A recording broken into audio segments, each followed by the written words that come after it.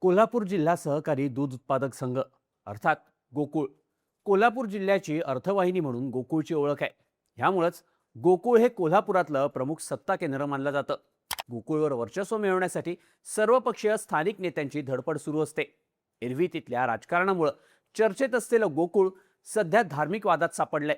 हा वाद आहे हलाल सर्टिफिकेटचा. गोकुळच्या उत्पादनांना देण्यात आलेल्या हलाल सर्टिफिकेटवरून सध्या चांगलाच वाद पेटलाय. गोकुळच्या उत्पादनांना देण्यात आलेलं हलाल सर्टिफिकेट सोशल मीडियावर व्हायरल झाल्यानंतर हिंदुत्ववादी संघटनांकडून त्याविरोधात आक्रमक भूमिका घेण्यात आली आहे. हा हलाल जिहादचा प्रकार असल्याचा आरोप त्यांच्याकडून केला जातोय. सामाजिक कार्यकर्ते प्रकाश बेलवाडे यांनी यावर आक्षेप घेत गोकुळचे माजी चेअरमन नवीद मुश्रीफ यांच्यावर निशाणा साधलाय. तर याबाबत गोकुळ दूध उत्पादक संघाकडून सुद्धा हलाल सर्टिफिकेट बाबत स्पष्टीकरण देण्यात आलंय. पण यासोबतच हे सगळं राजकारण असल्याचा आरोप सुद्धा होतोय. गोकुळ दूध संघाच्या आगामी निवडणुकीला धार्मिक रंग देण्याचा हा प्रयत्न असून यामुळे गोकुळची बदनामी होत असल्याचंही स्थानिकांचं म्हणणं आहे. गोकुळच्या हलाल सर्टिफिकेटचा हा वाद आहे काय, त्यावरून कोणते आरोप प्रत्यारोप होत आहेत, जाणून घेऊया त्या व्हिडिओमधून. नमस्कार, मी शार्दूल आणि तुम्ही बघताय बोल व्हिडिओ. सगळ्यात आधी हलाल सर्टिफिकेटचा हा वाद काय आहे ते समजून घेऊयात. गोकुळ दूध संघाच्या देशी कुकिंग बटर, टेबल बटर, तूप आणि दूध पावडर या उत्पादनांसाठी मुंबईतल्या जमियत उलेमाए हिंद हलाल ट्रस्ट या संस्थेकडून JUHF सर्टिफिकेशन प्रायव्हेट लिमिटेडचं हलाल सर्टिफिकेट देण्यात आलंय. हे प्रमाणपत्र 18 डिसेंबर 2027 पर्यंत वैध आहे. हे हलाल सर्टिफिकेट सध्या सोशल मीडियावर व्हायरल होत असून हिंदुत्ववादी नेते आणि संघटनांकडून यावर तीव्र संताप व्यक्त करण्यात आलाय. एकीकडे संपूर्ण देशभरात हिंदू जनजागृती समितीसारख्या हिंदुत्ववादी संघटनांनी हलाल जिहाद विरोधात 2019 पासून आंदोलन सुरू केलंय. धर्मावर आधारित असलेल्या हलाल सर्टिफिकेटवर बंदी घालण्याची आणि हे सर्टिफिकेट घेणाऱ्या संस्थांची चौकशी करण्याची मागणी या हिंदुत्ववादी संघटना करतायत. असं असताना महाराष्ट्रात वर्षानुवर्ष प्रसिद्ध असलेल्या गोकुळ दूध संघाला या हलाल सर्टिफिकेटची गरज काय, असा सवाल हिंदुत्ववादी नेते आणि संघटनांकडून केला जातोय. यावरूनच गर्जना संघटनेचे नेते आणि सामाजिक कार्यकर्ते प्रकाश बेलवाडे यांनी तीव्र आक्षेप घेत राष्ट्रवादीचे मंत्री हसन मुश्रीफ आणि त्यांचे चिरंजीव गोकुळचे चेअरमन नवीद मुश्रीफ यांच्यावर जोरदार टीका केली आहे. हलाल सर्टिफिकेटला कोणतीही मान्यता नसताना हलाल सर्टिफिकेट आणण्याचं कारण काय? सहकारात धर्म का आणला जातोय? गेल्या 60 वर्षात गोकुळला हलाल सर्टिफिकेटची गरज नव्हती. मग गेल्याच वर्षी हलाल सर्टिफिकेट का आणण्यात आलं? याची अंमलबजावणी करताना कोणाला विचारलं का?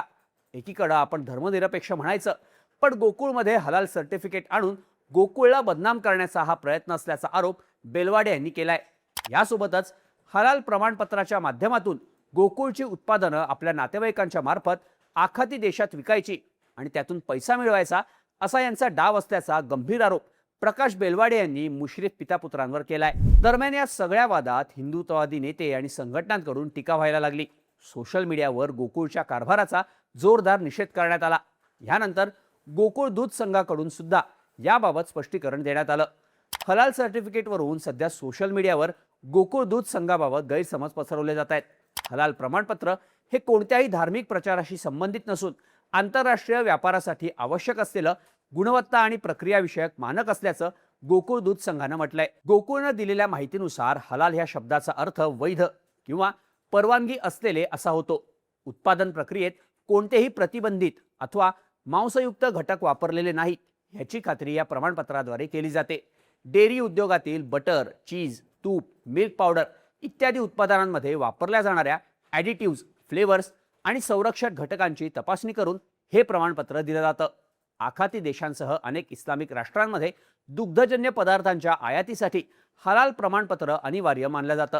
Saudi Arabia, UAE, Oman, Qatar आणि कुवेत या देशांमध्ये हलाल प्रमाणपत्राशिवाय निर्यातीला परवानगी मिळत नाही. भारतीय दुग्धजन्य उत्पादनांना आखाती देशांमध्ये मोठी मागणी आहे. गोकुळ दूध संघानं 2018 मध्ये तुर्की, जॉर्डन, सिरिया, बांगलादेश यांसह विविध देशांमध्ये दूध पावडर निर्यात केली आहे. अझरबैजानसारख्या देशांमध्येही बटर निर्यात केलंय. त्यामुळे गोकुळ दूध संघात हलाल प्रमाणपत्र प्रणालीची अंमलबजावणी 2018 पासूनच करण्यात आल्याचं स्पष्टीकरण गोकुळ दूध संघानं दिलंय. गोकुळची निर्यात वाढली तर परकीय चलन मिळून आर्थिक लाभ होतो आणि त्याचा फायदा दूध उत्पादक शेतकऱ्यांनाही अधिक दर आणि सुविधांच्या स्वरूपात होऊ शकतो. अमूल आणि मदर डेअरीज यांसारख्या देशातील प्रमुख सहकारी दूध संघांनीही निर्यातीसाठी हलाल प्रमाणपत्र स्वीकारल्याचा दावा गोकुळच्या प्रशासनानं केलाय. त्यामुळे हलाल प्रमाणपत्र हे उद्योग क्षेत्रात सर्वसाधारण व्यावसायिक मानक बनल्याचं गोकुळकडून सांगण्यात आलंय.